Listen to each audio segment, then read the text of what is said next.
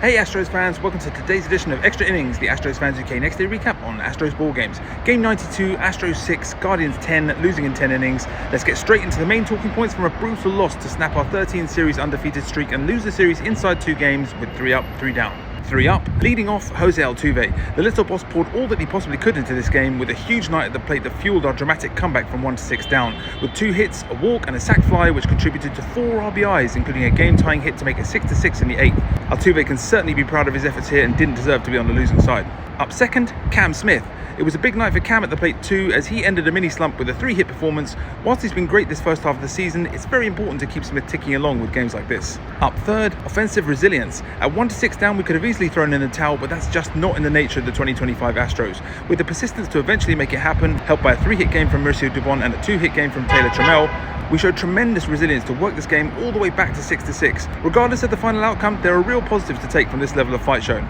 3 down. First out, Hunter Brown. It was a rough night for Diesel, giving up a season-high 6 runs on 6 hits with 3 walks. Having been punished by Jose Ramirez for an early 2-run homer, Brown just couldn't find that lethal edge which he has so many times so far this year with only 3 strikeouts. With the volume of work he's put in so far in 2025, it may be that Brown is running out of steam a little as we approach a much-needed All-Star break.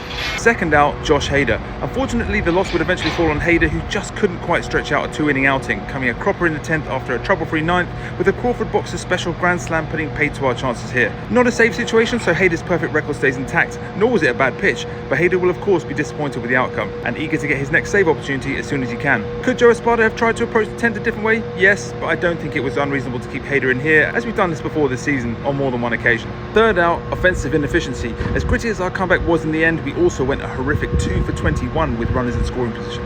A couple of extra points to finish on, no time to slip now.